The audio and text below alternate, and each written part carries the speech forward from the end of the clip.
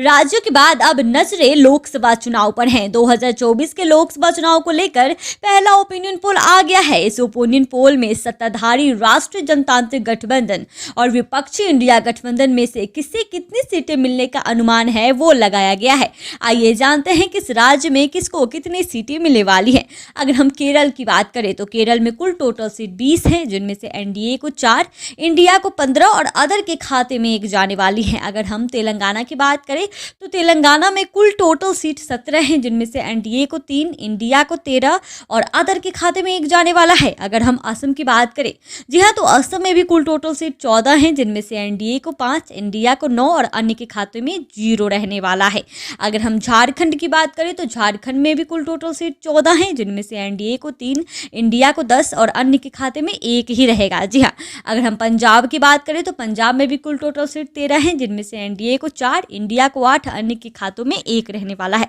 अगर हम छत्तीसगढ़ की बात करें तो वहां भी कुल टोटल सीट 11 हैं, जिनमें से एनडीए को 3, इंडिया को 8 और अन्य के खाते में 0 रहने वाला है। अगर हम हरियाणा की बात करें तो हरियाणा में कुल टोटल सीट 10 हैं, जिनमें से एनडीए को 2, इंडिया को 7 और अन्य के खाते में 1 जाने वाला है। अगर हम दिल्ली की बात करें तो दिल्ली में भी कुल टोटल सीट 7 है, जिनमें से एनडीए को 2, इंडिया को 5 और अन्य के खातों में 0 रहने वाला है। अगर हम जम्मू एंड कश्मीर की बात करें तो यहाँ कुल टोटल सीट 5 है, जिनमें से एनडीए को 1, इंडिया को 4 और अन्य के खातों में 0 रहने वाला है। अगर हम उत्तराखंड की बात करें तो उत्तराखंड में कुल टोटल सीट 5 ही है, जिनमें से एनडीए को 2, इंडिया को 3 और अन्य के खाते में 0 ही रहेगा। अगर हम उत्तर प्रदेश की बात करें तो यहाँ भी कुल टोटल सीट 80 है, जिनमें से एनडीए को 53, इंडिया को 24 और अन्य के खाते में 3 ही रहने वाला है।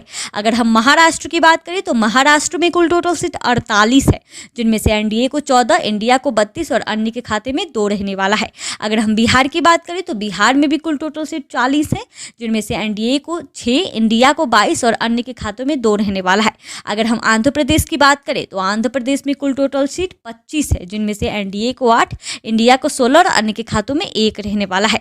अगर हम पश्चिम बंगाल की बात करें तो पश्चिम बंगाल में कुल टोटल सीट 42 है, जिनमें से एनडीए को 6, इंडिया को 34 और अन्य के खातों में 2 रहने वाला है। अगर हम तमिलनाडु की बात करें तो तमिलनाडु में कुल टोटल सीट 39 है, जिनमें से एनडीए को 7, इंडिया को 32 और अन्य के खातों में 0 रहने वाला है। अगर हम मध्य प्रदेश की बात करें तो मध्य प्रदेश में कुल टोटल सीट 29 है, जिनमें से एनडीए को 18, इंडिया को 9 और अन्य के खातों में 2 रहने वाला है। जी हाँ, अगर हम कर्नाटका की बात करें तो कर्नाटका में कुल टोटल सीट 28 है, जिनमें से एनडीए को 10, इंडिया को 16, अन्य के खातों में 2 रहने वाला है। अगर हम गुजरात की बात करें तो गुजरात में कुल टोटल सीट 26 है, जिनमें से एनडीए को 16, इंडिया को 9 और अन्य के खाते में 1 रहने वाला है।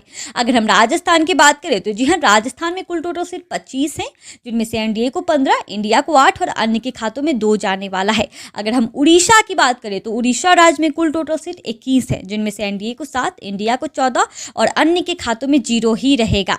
अगर हम हिमाचल प्रदेश की बात करें तो हिमाचल प्रदेश में कुल टोटल सीट 4 है, जिनमें से एनडीए को 1, इंडिया को 3 और अन्य के खातों में 0 रहेगा। अगर हम अरुणाचल प्रदेश की बात करें तो अरुणाचल प्रदेश में कुल टोटल सीट 2 है, जिनमें से एनडीए को 0, इंडिया को 2, अन्य के खातों में 0 ही रहने वाला है।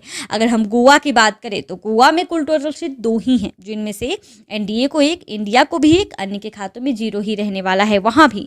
अगर हम त्रिपुरा की बात करें तो त्रिपुरा में भी कुल टोटल सीट 2 ही हैं, जो कि एनडीए को 0, इंडिया गठबंधन को 1 और अन्य के खातों में 1 जाने वाला है। अगर हम मणिपुर की बात करें तो यहाँ कुल टोटल सीट 2 हैं, जिनमें से एनडीए को 0, इंडिया को 2, अन्य के खाते में 0 रहेगा।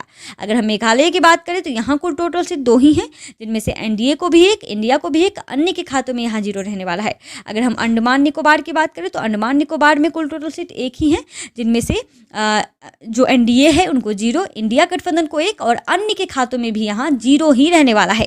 अगर हम चंडीगढ़ की बात करें तो चंडीगढ़ में भी कुल टोटल सीट 1 ही है, जो कि एनडीए को भी 0, अन्य को भी 0 और इंडिया गठबंधन को भी 0 ही रहने वाला है। अगर हम लद्दाख की बात करें तो लद्दाख में कुल टोटल सीट 1 है, जो कि एनडीए को मिलने वाला है, इंडिया गठबंधन को 0, अन्य के खाते में यहाँ 0 रहने वाला है। अगर हम दादर और नागर की बात करें तो यहाँ कुल टोटल सीट 2 हैं, जो कि एनडीए को 0, इंडिया को 1, अन्य के खाते में 1 जाने वाला है। अगर हम नागालैंड की बात करें तो यहाँ कुल टोटल सीट 1 है, जो कि एनडीए को 0, इंडिया को 1, अन्य के खाते में 0 ही रहेगा। अगर हम पौंडीचेरी की बात करें तो पौंडीचेरी में भी 1 ही सीट है, जो कि एनडीए के खाते में जा रही है, इंडिया गठबंधन को 0, अन्य के खाते में 0 ही रहने वाला है। अगर हम मिजोरम की बात करें तो मिजोरम में भी 1 ही सीट है, जो कि एनडीए को ना जाकर इंडिया गठबंधन को भी नहीं जा रही है और अन्य के खातों में वो 1 सीट जा रही है। अगर लक्षद्वीप की बात करें तो वहाँ भी 1 सीट है जो कि इंडिया गठबंधन को जा रही है, एनडीए को 0, अन्य को भी 0 ही जा रही है। अगर हम सिक्किम की बात करें तो यहाँ भी 1 सीट है जो कि एनडीए को ना जाकर इंडिया गठबंधन को जा रही है, और अन्य के खाते में यहाँ जो है एक सीट जा रही है, इंडिया गठबंधन को भी 0 ही मिलने वाला है। जाते जाते हमारे चैनल को लाइक एंड सब्सक्राइब जरूर कर दें।